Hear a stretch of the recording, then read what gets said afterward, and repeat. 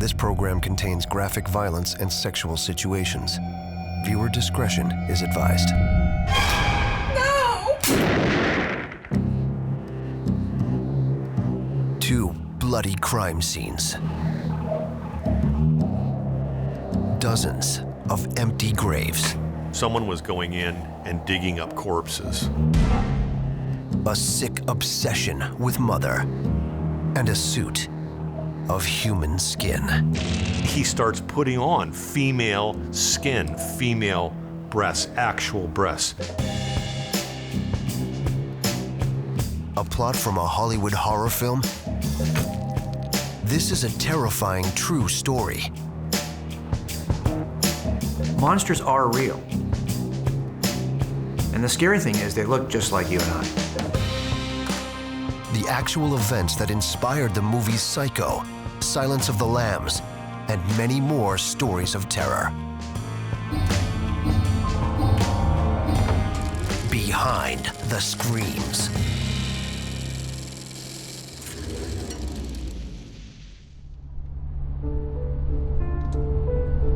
Small town America, 1954.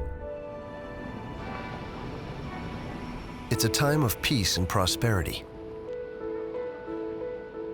In rural Plainfield, Wisconsin, a town of less than 800 people. By early evening, most of the locals have settled in for the night.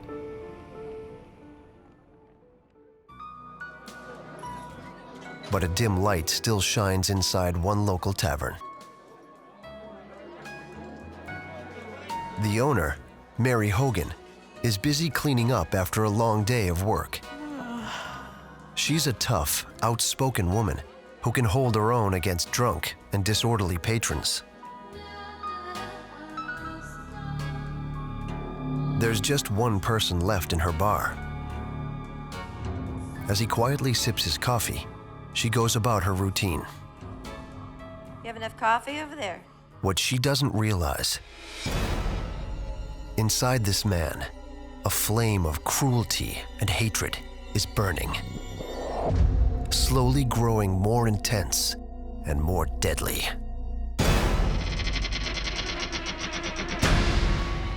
Watching Mary intently, the man reaches inside his jacket for a cold metal object, an instrument of death.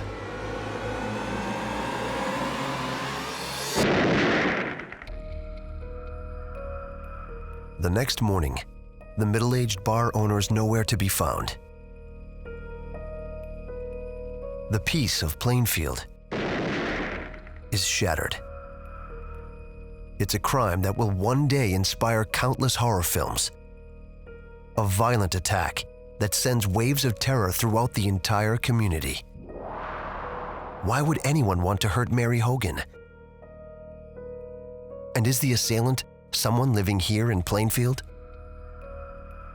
I think when you look at individuals in small communities, they tend to believe that they know everybody, that they know everything that's going on. They're typically long-term families that have lived there, and they see the big city as that place where crime happens and there's a lot of violence. Very, very different from the location in which they live. So anytime you have violent crime in a small community like that, it's going, and especially really aberrant violent crime, it's going to have a huge impact on the public there.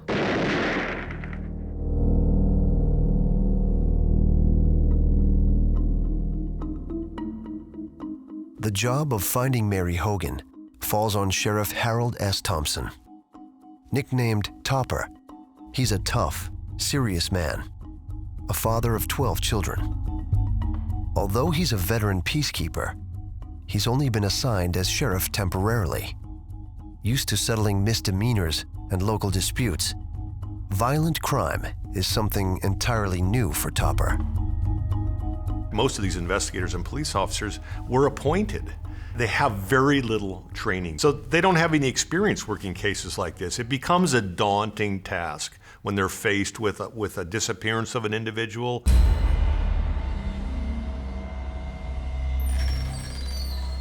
Arriving at the scene, Sheriff Thompson pushes open the door to Mary's tavern and immediately sees the bloody signs of a violent struggle.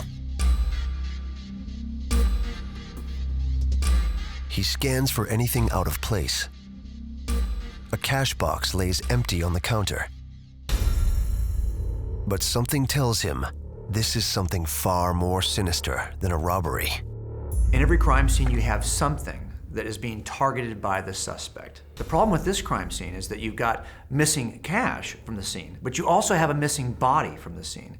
Typically in a robbery, we're looking for the thing that's being taken. It's going to be cash, it's going to be some sense of valuables, some object perhaps, but when a body is missing, it's clear that the target is not just property, it's a person.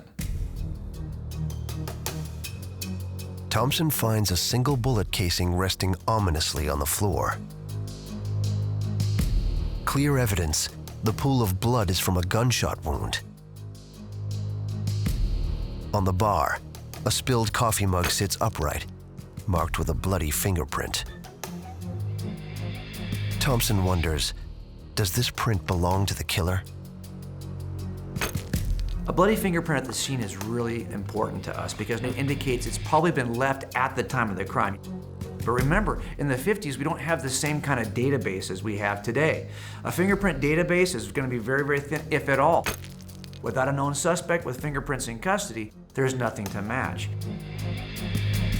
Bloody drag marks lead from the bar through the red puddle on the floor toward a door. Outside, the trail ends at a set of tire tracks. Every crime scene hopefully leaves you with some form of forensic evidence. In this particular situation, inside you've got blood smears from the body being drugged, and outside you've got tire tracks.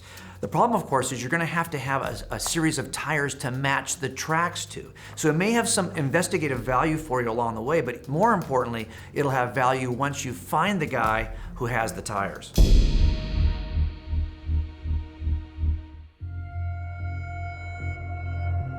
Sheriff Thompson's baffled by the senseless crime.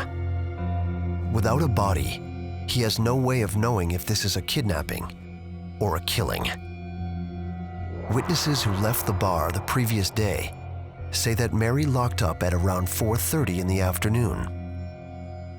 But the evidence suggests that sometime later, she let her attacker inside and made him a cup of coffee. The assailant was probably someone she knew very well.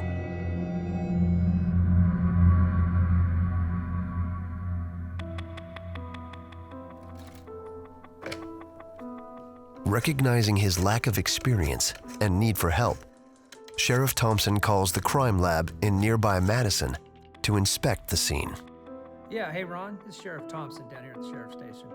If you don't have expertise and you haven't worked a ton of these scenes, there's probably going to be something you miss. And that's why smaller agencies will sometimes call a larger agency that has experience doing a number of homicides. You have a better chance of catching that missing detail.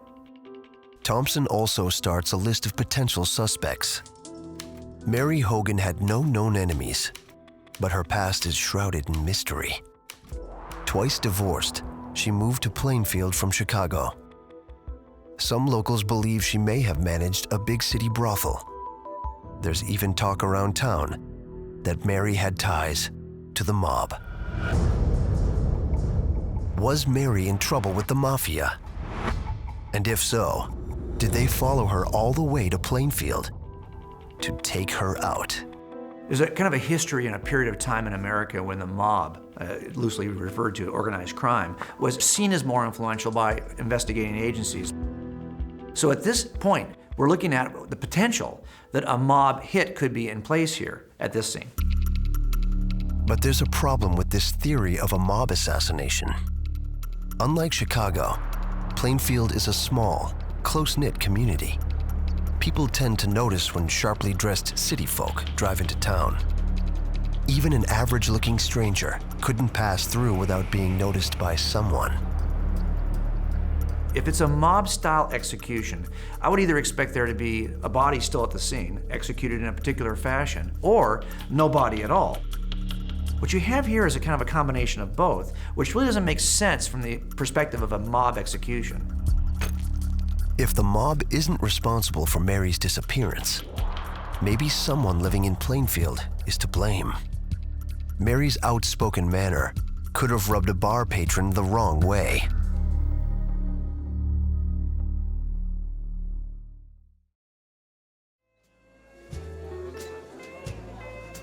One possible suspect is a tavern regular, town oddball Ed Gein. It's common knowledge in Plainfield that the 48-year-old man had a tough upbringing.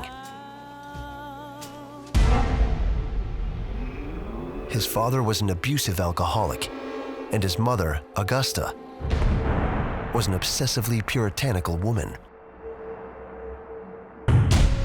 She railed against the pleasures of the flesh. You can't trust any of them. And kept her sons at arm's length. A behavior that only made Ed crave her attention more.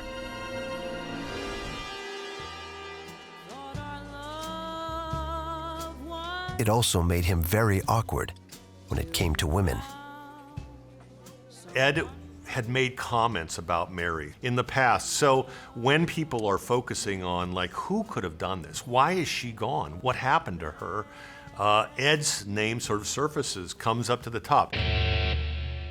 While Ed's considered harmless by everyone in town, he was involved in another bizarre incident. A decade before the Mary Hogan investigation, Ed and his brother Henry Gein are heading out to clear some dry overgrowth from an area close to their home. The men set a patch of grass ablaze, and as the winds kick up, things quickly get out of hand. They fight to get the blaze under control. And when the flames finally go out, Ed walks out of the field alone. He goes straight to a neighbor asking for help to find his brother Henry. But then, strangely, at the scene of the fire, he guides the neighbor directly to his brother's motionless body. As an investigator, if I'm watching Ed bring this group to look for his brother and he seems to know exactly where to go immediately, is it a coincidence? I'd want to at least eliminate the possibility that he knew where his brother was because he was the last person to see his brother alive. If you're assembling the most reasonable inference from evidence, this seems very suspicious. And there are other puzzling details. Henry's body and clothing show no sign of burns, and there are mysterious bruises on his head. Ed suggests his brother probably fell and hit his head on a rock. The whole incident is strange, but without proof, the locals accept Ed's story. A medical examiner says his brother must have died from smoke inhalation. They've talked to Ed, and although he's a bit odd, they don't really have anything else to go on. The reason townfolk are so quick to dismiss Gein? Even though his behavior is strange, he's known throughout Plainfield for his willingness to help. He works odd jobs, chops wood, whatever it takes to lend a hand. People would come to Ed and say, "Hey, Ed, can you help me load this hay? Ed, can you help me fix this fence?"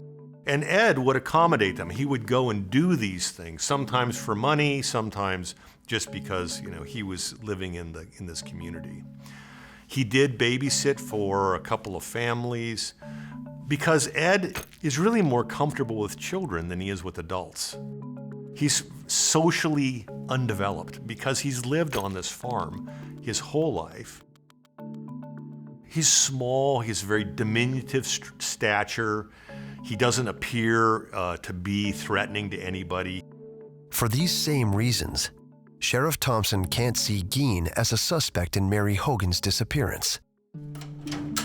He turns his attention to other missing persons cases in the area. Sheriff Thompson, this is the file you're looking for. Thanks, Daisy. When you have those types of incidents in a small geographic location, the likelihood that they are not connected is small. When investigators are looking at this particular case, there are several people at the time who are missing within a time frame relatively similar. And what you're doing when you have a number of people who are missing of this nature is you're trying to find the common thread. Is there something about each victim that's so common that you could attribute them to the same suspect? Do they seem like they could be actually connected to one another in some way? Are they connected geographically? Are they connected because of the same age, the same sex?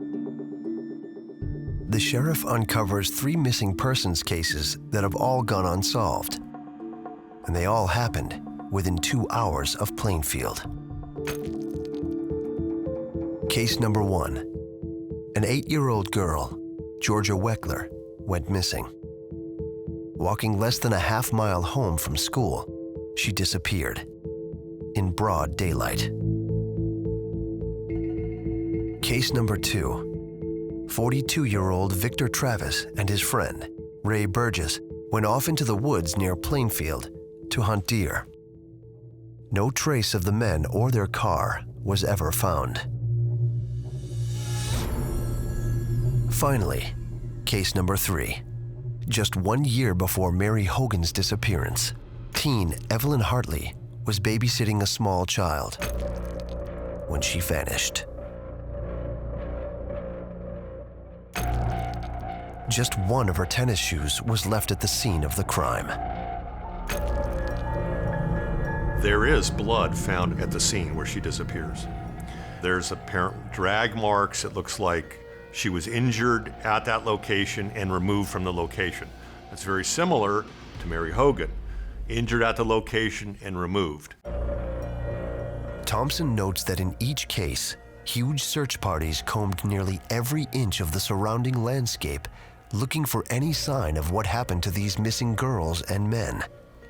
But after days and weeks of searching, nothing. There's only one lead in the Georgia Weckler case, a dark Ford sedan, seen once on the road leading to Georgia's home, and again later in town. But is this enough to catch a criminal?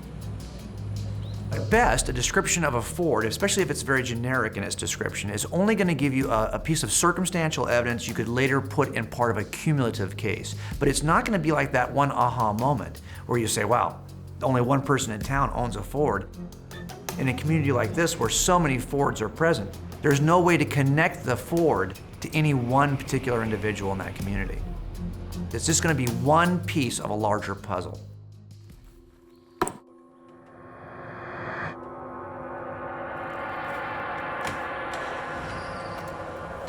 One witness claimed he saw a young girl in the back seat pleading to go home, and a man shoving her down, out of sight. Then the car was gone. But was Georgia the young girl in the back seat? Was this a drifter kidnapping people for ransom? Or for some other evil purpose? And has the drifter returned? Thompson ponders the evidence, and it just doesn't add up. Young Georgia Weckler, teen Evelyn Hartley, the male hunters, and middle-aged Mary Hogan. If one man committed all these crimes, he has no clear method or motive. In this case, you've got a middle-aged woman, you've got 2 young girls, and you've got 2 hunters that are part of the potential missings that people are looking at. And you're trying to say to yourself, well, what is it about these 5 different missing people that is similar or dissimilar? There's a lot of differences here between these 5 missing persons. I think if we were to look at these crimes in present day, of course, we might say that there may be some connection, especially in these small communities. We're talking hundreds of people. They might refer to this as sort of a serial crime. Again, we don't have any bodies, so we don't even know that there's homicides. All we have are disappearances of individuals. We suspect there's been foul play because there's blood at a couple of these scenes, but all we have is that they've disappeared.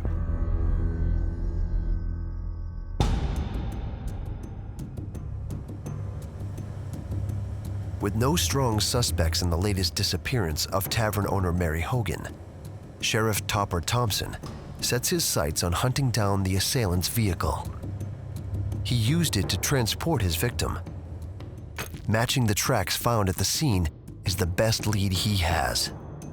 It's not unusual to have a crime scene where you don't have a lot of physical evidence, just a few small things, and you do the best you can with what you have. And in this particular case, we've got tire tracks. Unfortunately, it's a lot of work to go from tire track to specific suspect with that tire. In some ways, all evidence can be divided into two categories. Evidence that leads you directly to a suspect, and evidence that once you have a suspect can connect you to a crime. Tire tracks are more in the second category. I can't use a tire track and immediately tell you who the suspect is, but if you can give me the suspect who's got a car, I can match the car in reverse to the tire track.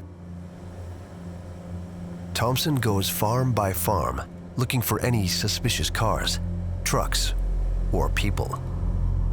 But each location leads to a new dead end. Either the assailant's left town, or he's very good at covering his tracks. If we're gonna start with the tire track, we gotta ask the question, am I looking for a local suspect? This is a huge county, and there are dozens, hundreds of cars. If it's somebody who drove through, all of that work could be for nothing. Adding to the challenge, in this small farming community, Sheriff Thompson has limited resources and manpower. The properties are spread out over acres. Covering every inch is nearly impossible. In any murder investigation, you're asking a question. Is this a single event, or is this a connected series of events? Is this part of a series of murders, or just one particular murder? If it's part of a series, you're trying to ask yourself the question, what's driving the killer? What the sheriff doesn't know is that right here in once peaceful Plainfield, a place of honest labor and holy worship, a deviant mind is committing acts even more twisted than murder. Under cover of darkness, the predator stalks not only the living, but the dead in local cemeteries. Armed with a shovel and lantern, this deviant mind is searching for something inside human graves. Digging up a freshly buried coffin, he opens the lid, takes what he needs, then fills the hole again, leaving no sign that anything ever happened, and he does it over and over. The most chilling part, this thief isn't looking for hidden treasure. He wants the corpses themselves, especially the females. Every theft scene has a target, something that the suspect is interested in, which is why the theft is occurring. In grave robbing, you have to ask the question, what is being targeted? Is it property? Is it jewelry? Is it clothing? Or is it something more sinister? Is it the actual body that's in the grave? In this particular case, it doesn't appear that property is the target. Instead, it's the bodies. He's a selective thief. He's stolen whole bodies before, but sometimes he takes just an arm, a leg, or even a head. What macabre purpose could all these dead bodies possibly serve? Digging up corpses suggests some kind of paraphilic behavior, whether it's necrophilia, having sex with the bodies, whether it's voyeurism, wanting to look at the dead bodies. In this case, the bodies that were being dug up were basically middle-aged women. So we've got a certain type of individual that's being dug up. These nightly activities have gone unnoticed for years. The thief only visits fresh graves, leaving them just as he found them. It's an act no one could possibly believe is happening in Plainfield. But things will never be the same in this town, ever again.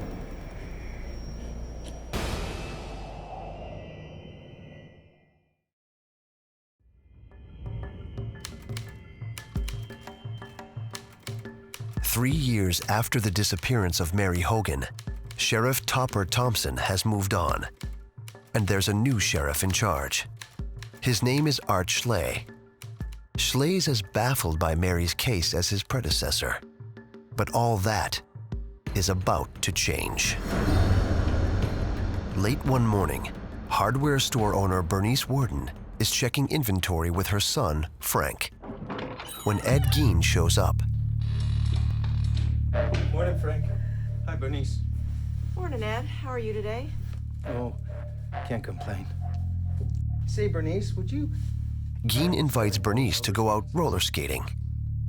Oh, I don't know, Ed. Store's keeping me pretty busy these days. He's asked before, and she's always said no. When she declines, Yeah, Ed, we're pretty busy stocking up here. he turns to Frank. Bet you're still going deer hunting tomorrow, right, Frank? Crack of dawn. Couldn't miss that. Bernice, I need a gallon of antifreeze. I'll come by tomorrow and get it. Okay, Ed, I'll make a note of that. See you tomorrow.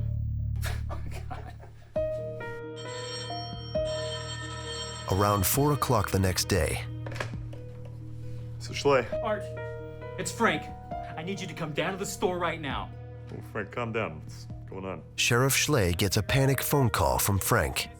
He asks the sheriff to rush over to the store, that something has happened to his mother, Now, Art. and he thinks he knows who's responsible. Ed Gein. I need you to get down here right now, Art. All right, Frank, calm down. I'll be there in a sec.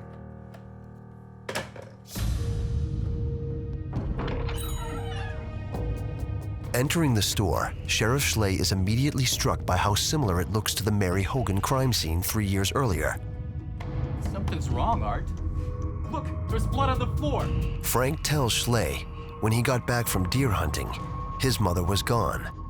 The cash register was missing, and one of the rifles for sale had a spent cartridge still inside the chamber. Okay, well, it could have been a robbery. I don't think so. I think it was Ed Gein. Sheriff Schley scans the scene. He sees bloody streaks on the shop floor. It indicates Bernice was dragged away.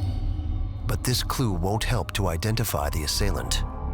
In the 1950s, we don't have the technology that's available to us today, and the technology to collect certain forms of evidence for DNA or blood typing or any other forensic comparisons. Luckily, that's not the only clue. Look, right here. Frank shows Sheriff Schley the most critical piece of evidence: a sales receipt for antifreeze, the same item Gein had inquired about the day before. Bernice's son, although he's not a homicide detective, not trained that way, he's got a real motivation. He's got an avid interest, number one, in this kind of a crime scene, but number two, this is his mom that's missing. He's motivated in a way that most homicide detectives aren't. Immediately, Sheriff Schley's mind starts racing.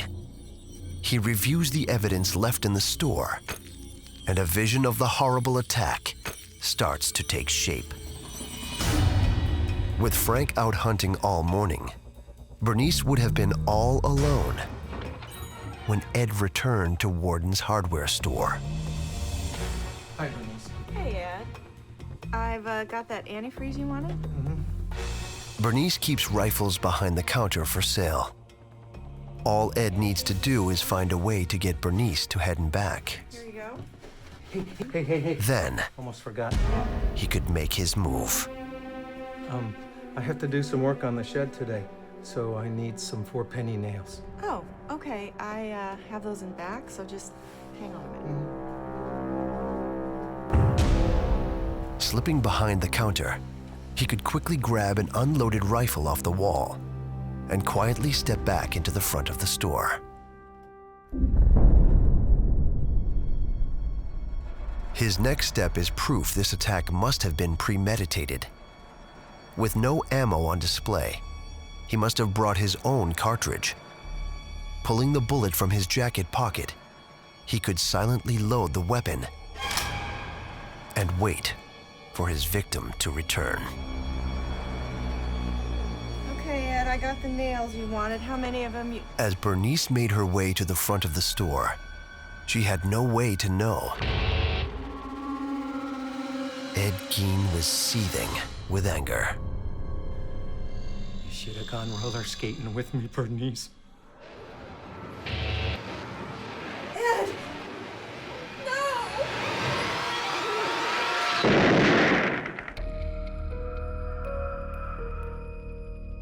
Schley speculates Gein could have removed the cash register to disguise the true nature of his crime. The same trick used before when Mary Hogan vanished. But are the two crimes truly related? And is Gein really a monster living in plain sight? So here we have another scene. A missing female, gunshot wound, blood at the scene, the body is missing. Very interesting and very distinct MO, and it's very similar to what happened to Mary earlier. These two crimes appear to be connected. Immediately, Sheriff Schley picks up his partner, Dan Chase, and the hunt is on. The officers quickly locate Gein outside a neighbor's home.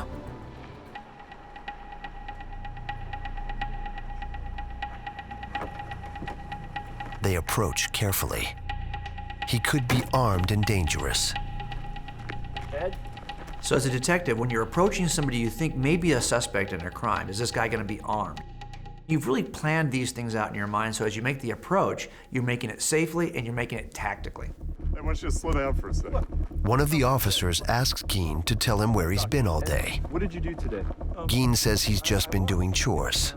And I found some wood at O'Grady Ranch. Okay, and then what? That's when they use a common law enforcement trick to get to the truth. I was walking here. I want you to start from the top again. They ask Gein to repeat what he said. And I found some wood at this Smith Ranch. The best tactic to use if you're trying to determine if someone's telling the truth is simply to have them tell the same story over and over again. The O'Grady place. Ask the question from a slightly different angle. Smith place. And as you listen to the response, you're listening for the slight variations Smith place. The O'Grady place. Smith place. would indicate that this person's not telling you the truth. Smith place. Gein can't remember the lies he's told. His story changes. He's up to no good. Then, No, I've been framed! Gein's mind collapses. After years of murder and mayhem, perhaps the guilt, perhaps the sheer evil must come out. Calm down, Ed, all right? What have you been framed for?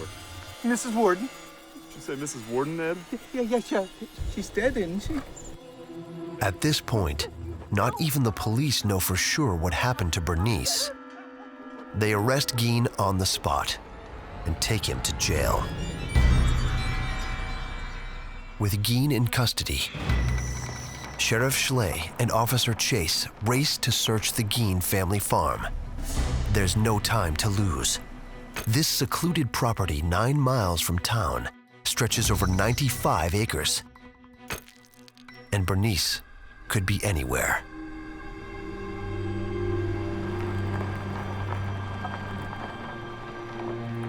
They begin just a short drive off the road at Ed Gein's very dark and forbidding home. Many of the local children believe it's haunted by an evil spirit. They have no idea how right they are. The officers slowly move toward the building, looking for a way in. They can actually enter the residence if they have a sense there's a possibility that somebody's still alive, is injured, is in dire need of help. It's exigent circumstances.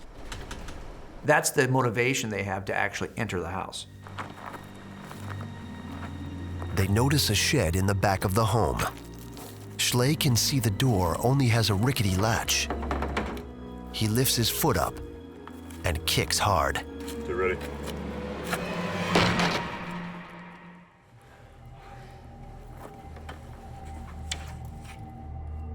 Anytime you walk into a scene like this, you have a kind of a tension between discovery and danger. You know, you have a sense that I'm going to discover something that's powerful, that's going to make this case. Maybe I'll even discover Bernice alive. That would be great. But there's always a sense of danger, too. You don't know that Ed Gein is acting alone. You don't know what's going to be in there, who's going to be in there. You could walk in and get ambushed. So as you're walking into a scene like this, you're always on the edge of your seat. You're always on guard.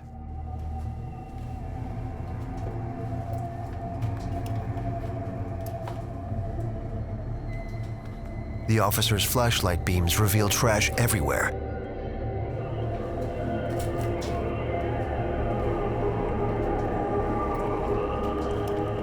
But what they're about to see, they could never imagine and will never forget. As Schley turns to search the corner, he feels something heavy brush against him, something hanging from the ceiling.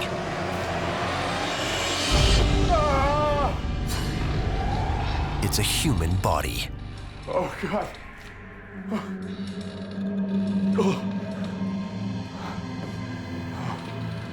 Bernice Worden, loving mother, widow, and respected business owner, hangs upside down, beheaded and split down the middle, the way a deer is butchered after a hunt. Jesus. It's the revolting act of a sick, perverted mind.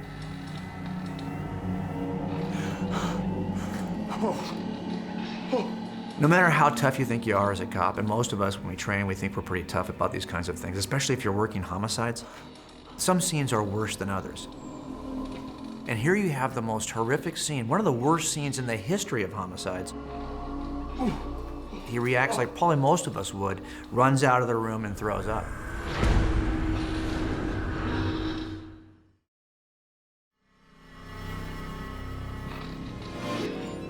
When you look at it, it's not a crime of passion. There clearly is a plan here. It's done in a very methodical way.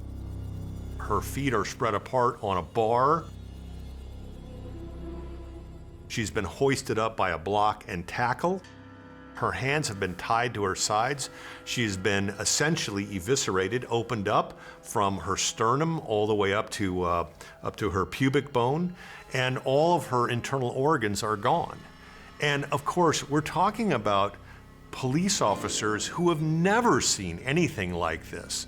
They look at Bernice and they're not even sure if it's Bernice or not because the corpse doesn't have a head. It's clear that he had done this kind of activity before. Clearly he was skilled at it.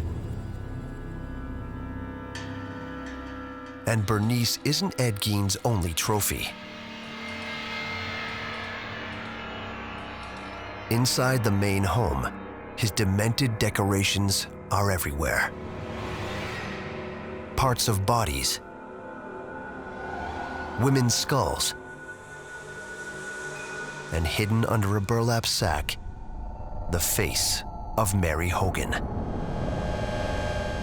turned into a horrifying mask. You were wondering, well, why would he do this? Why is he collecting all of these different body parts?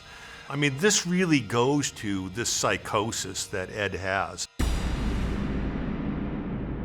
But Ed Gein's greatest prize is the one that truly gives a glimpse into the psyche of a madman. Propped up in a dusty, cluttered room, Schley finds a full-body garment Gein had sewn from human skin.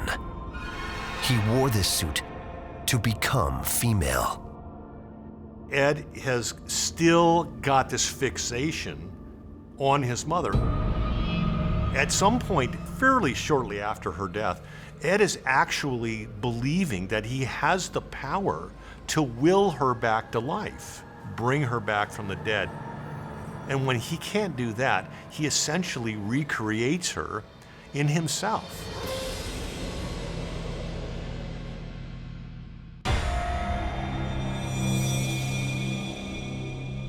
He starts putting on female skin, female breasts, actual breasts.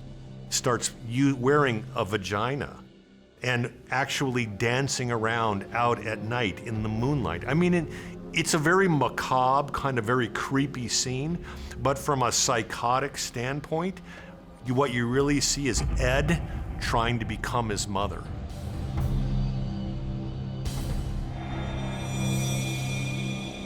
Seeing this house of horrors, Sheriff Schley comes up with a possible motive in the murders of Mary Hogan and Bernice Worden. To Ed Gein, his mother, Augusta, was a saintly figure, incorruptible and free of sin. And though Mary Hogan and Bernice Worden reminded him of his mother, in his eyes, they were the opposite. They brought out something inside him that Augusta fought all her life to suppress. Gein's manly lust. I can't believe you looked at that horrible girl, Cindy. You have to learn. He wanted these women, and this urge went against everything he'd been raised to believe. It drove him to insane violence. When his mother died, it was devastating for Ed. He lost not only his very best friend, but he lost his support structure. Ed, I think, essentially was socially and emotionally lost at that point. Gein's clothing made of human flesh, his bloody crimes, and his childish, simpleton's grin horrify and mystify the public. How could a man like this exist? The psychology of Ed Gein is fascinating to me.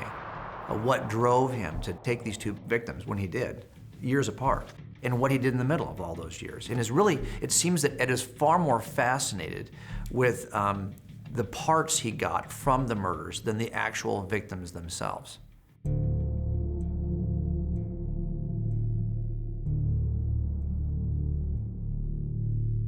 Clearly, Ed is psychotic. He has serious mental health problems.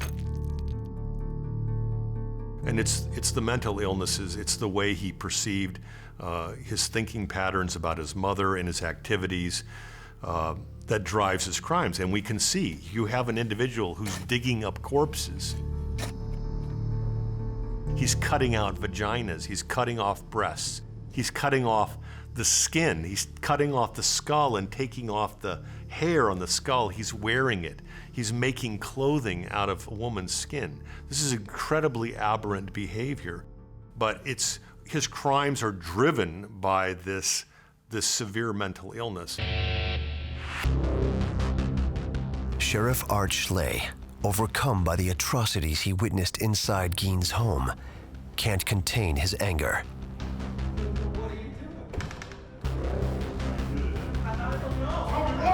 He attacks Gein in his jail cell, repeatedly slamming him against a wall, hoping he can force Gein to confess to murder. He never does. Gein maintained his innocence throughout the murder trial. In court, he claimed he killed Bernice Worden by accident, that the sight of blood made him faint. He couldn't recall how she came to be hanging in his home. So where did he get the huge array of human body parts police found in his home? He says he pulled them from local graves. He's admitting to the police that he has engaged in digging up corpses from local cemeteries.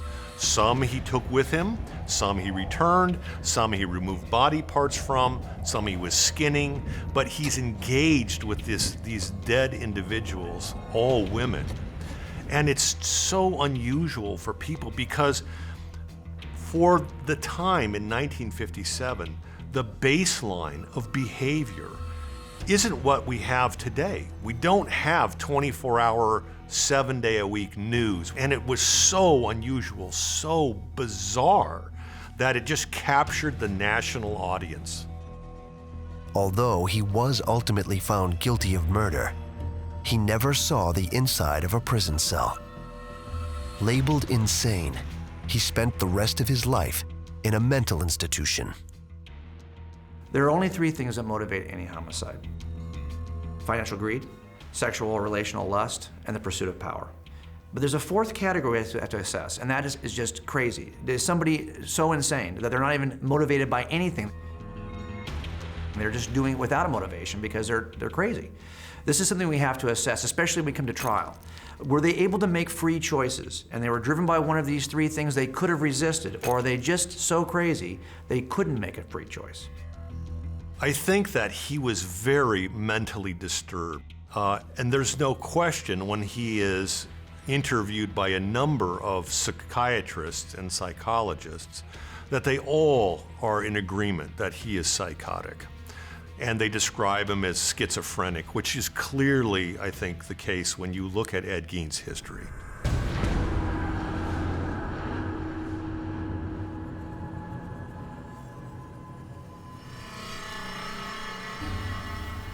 I think that the delusions that he had and perhaps some of the auditory hallucinations, this severe mental illness had him acting in ways that we might characterize them as evil. But I would say that when you're talking about psychopaths, people who understand the difference between right and wrong and simply choose to do wrong, that is probably an individual that I would describe as more evil.